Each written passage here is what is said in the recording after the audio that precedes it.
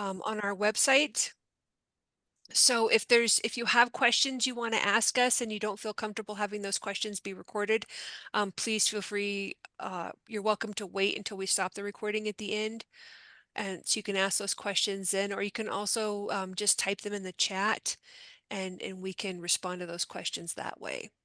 So we want to welcome you guys to our webinar today. I'm Lucy Polly with the Wyoming Department of Agriculture, and I have two of my farm succession coordinators with me today, Sonia Serta and Suri Archer, and they're going to talk to you a little bit about their favorite parts of this process.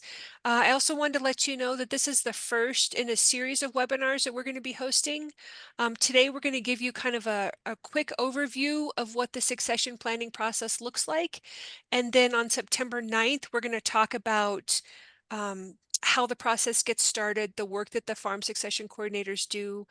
And then on September 23rd, we're going to walk you through the last two steps of our coordinator process. So again, these webinars are being recorded so that folks can go back and look at the information or share it with family members or other folks who may be interested in getting started with this process.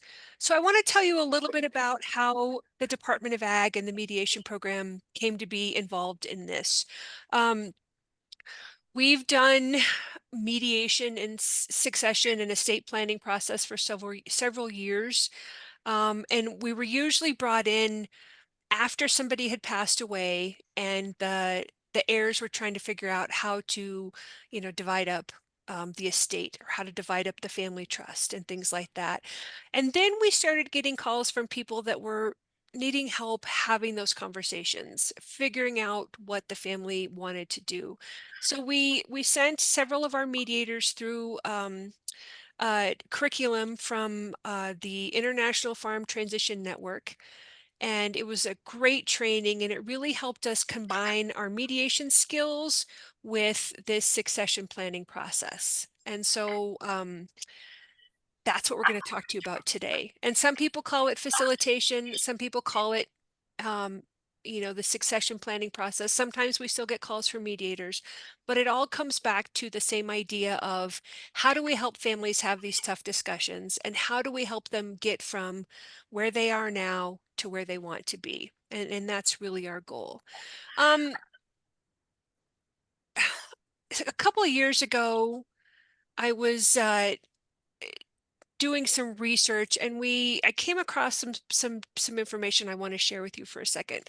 The first is succession planning can mean different things to different families. Sometimes it means the transfer of that management of the operation from one generation to the next. Mom and dad deciding that maybe they don't want to be involved in the day-to-day activities of the farm or ranch, and how do they bring in, that next generation. Sometimes it can be situations where there isn't anybody in that immediate family that wants to take over. And so it's the family talking about, are we turning this over to, um, you know, people that want to buy the operation? Are we going outside of the family?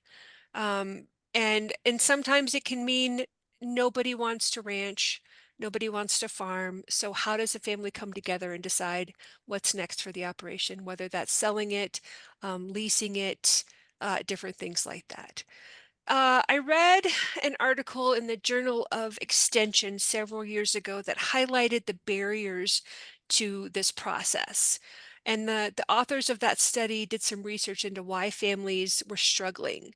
And I want to talk to you about a couple of those reasons here. The first one is financial resources. Um, the families we work with often identify that the farmer ranch can't support, more than one family to take over or come back. And so that's a financial barrier. Sometimes folks feel like they don't have the resources to afford attorneys, accountants, financial planners. Um, it's not just that the cost of getting those documents, but it's also the hours that are spent, having those people help you come up with a plan. Um, but there are some resources that are available. We have financial counseling through the mediation program that's available at no cost.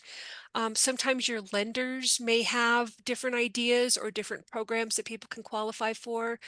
I know a lot of people in agriculture in Wyoming may not qualify for some of the beginning farmer rancher programs that are available, but that may be an option, especially for people that are wanting to buy their other family members out or buy out their parents.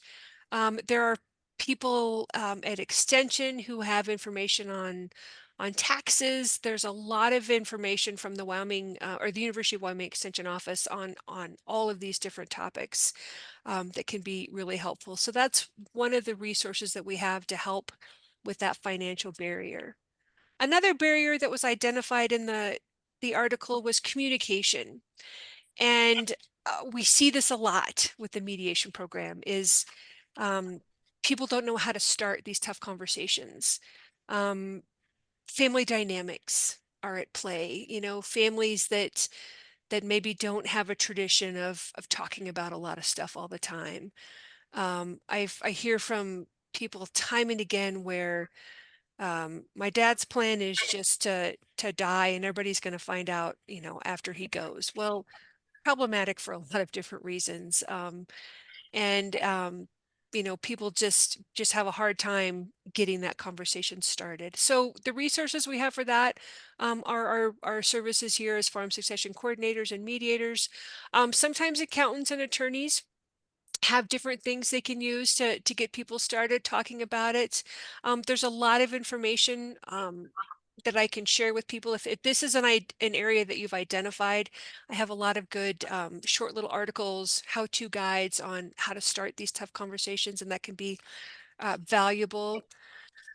Um, when we also the other strategies we've identified, things like fairness. People struggling to figure out, I have 5 children, how do we decide which one gets to lead the operation? How do we decide, who gets to put a house somewhere? How do we decide who gets to run the cattle? Things like that. The other barrier that is very prominent is change and people's fears about change. Um, I mentioned the idea of the older generation being like, you'll just figure out what's happened when I pass. They do that because that's what the previous generations did to them. Um, and so we really can work with people and figure out, what does this change look like to you? um, what scares you about this change. I think one of the best ways to help people navigate change is to read about what other folks have done. And so this is a publication from a group of Western states extension agents, and they basically interviewed farms and ranches from all over the Western US about how they not only transferred the management, but how did they change the operation to bring in other generations? And I think it's really valuable. This is the link to the presentation, but I encourage you to go check that out and read some of those stories. So I think some other challenges, the other barriers that people face are also things like fear of retirement. I think some of our producers can't imagine a day where they don't have something to do on the farm or ranch.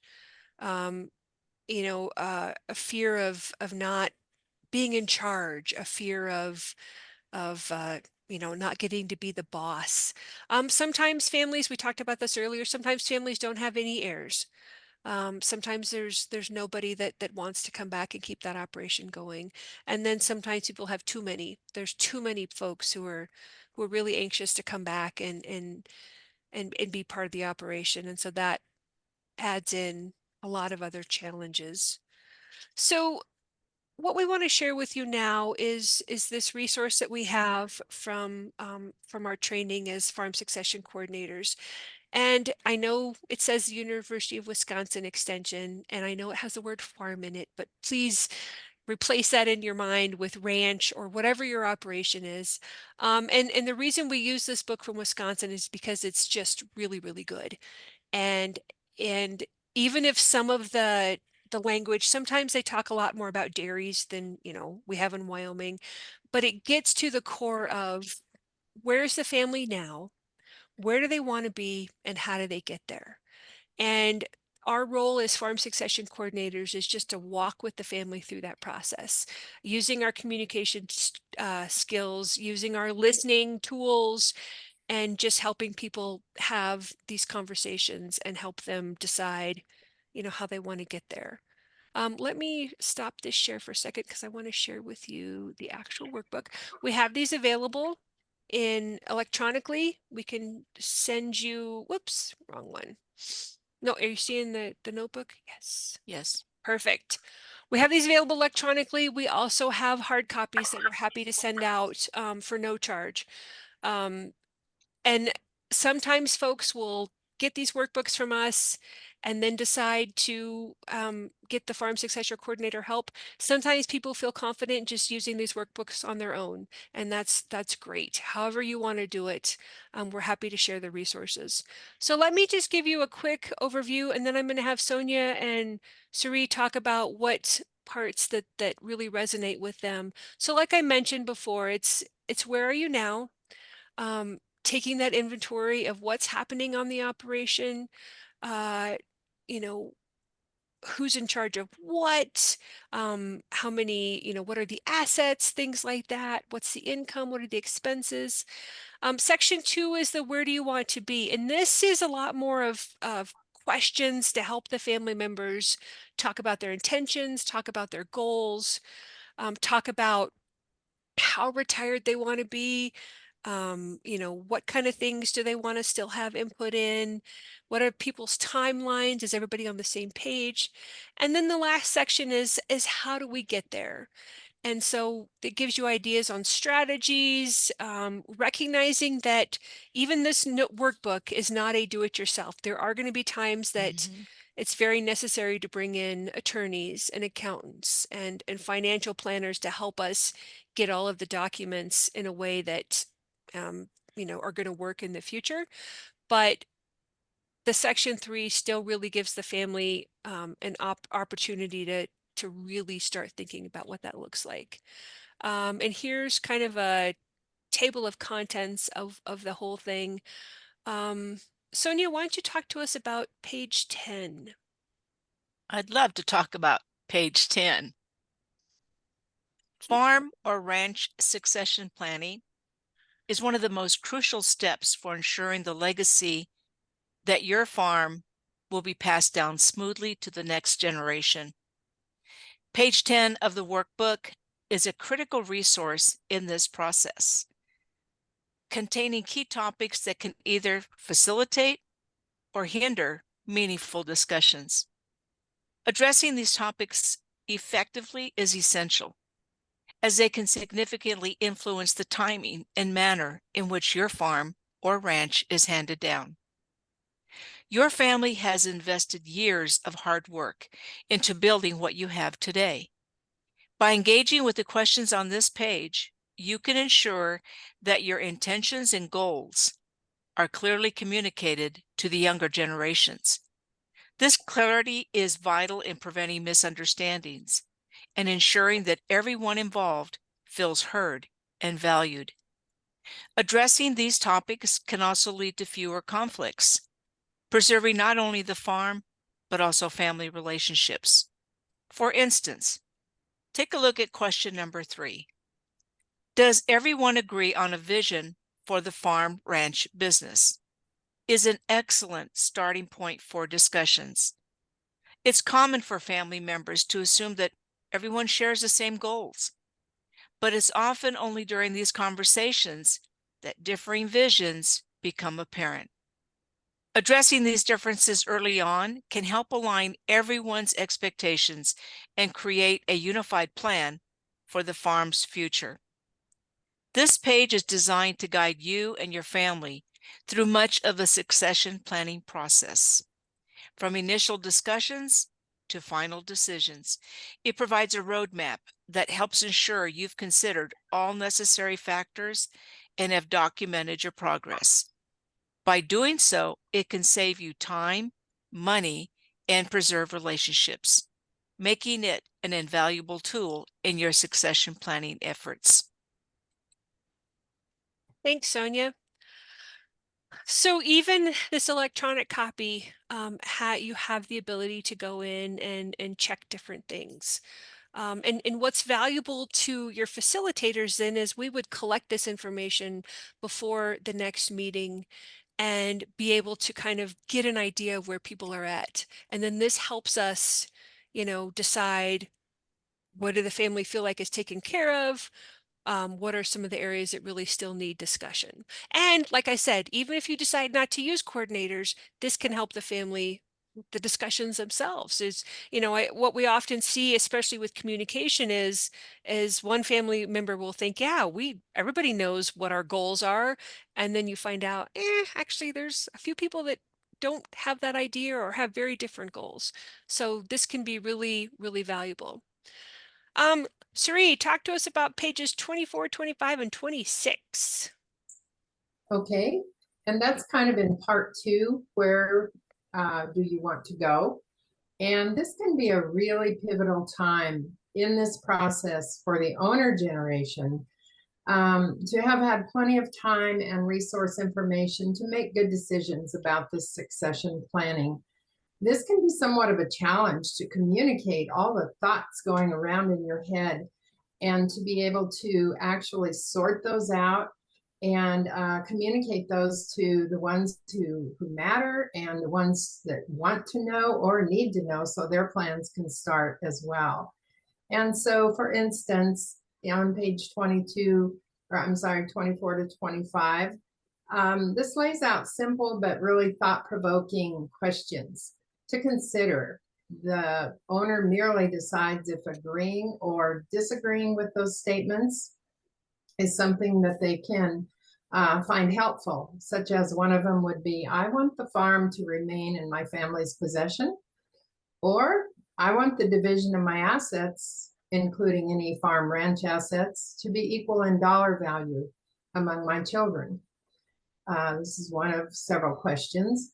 I want that division of my assets to be fair, not necessarily equal.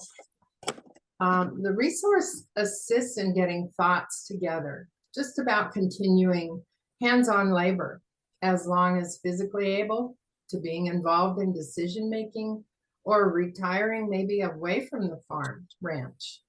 There's also a page for the successor generation, page 26, to consider, so it will be important for those in that category to fill out their thoughts and feelings about being willing to make financial sacrifices and invest in or work for farm assets to reach a goal of owning the farm. Maybe they have children of their own, want them involved. Maybe they're open to expanding the size of the operation. Once again, many good things to consider. And why reinvent the wheel? Much of it's in a very helpful format for ease of communication. And we find it very honoring to be able to, if needed, be invited in so that we can assist you in these discussions. Thank you very much. So basically, the workbook is easy. Well, it's not easy to work through, but the way that it's laid out is it provides a way to answer the questions and to take some time to think about those.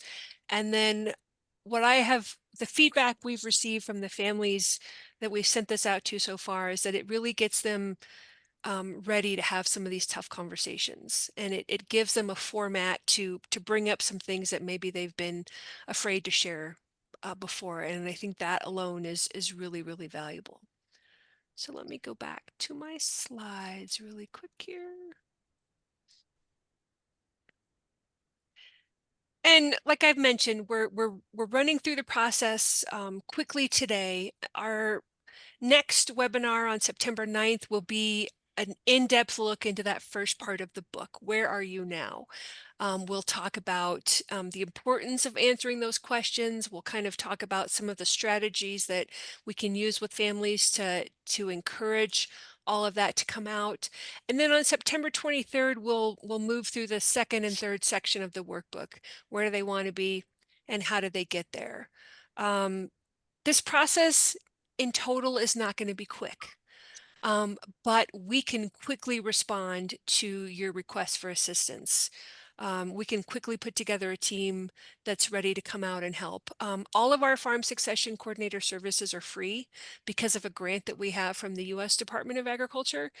And we have coordinators who are willing to travel to where you are. You know, as long as roads are open and all that good stuff. But we have folks that can go to all corners of the state. And then we've worked with some families that have decision makers and people that are outside of Wyoming. So we can convene virtual meetings. We've gotten pretty adept at Zoom. Or even having telephone calls, facilitated telephone conversations with the family members is another option that we have. But I recognize that some folks, it's going to take them a while to work through this process, and that's okay. We want to just help people make thoughtful decisions and come up with a plan that works for everybody. So, if you would like more information, or if you want copies of the workbook or the electronic copies of the workbook, please reach out. All of the webinars will be recorded and put on our website, and you can also email me and I can send you a link to the videos, or like I said, I can send you the information that we have available so far. So please join us again on September 9th. I'm going to stop the recording now. If I can find, there we go.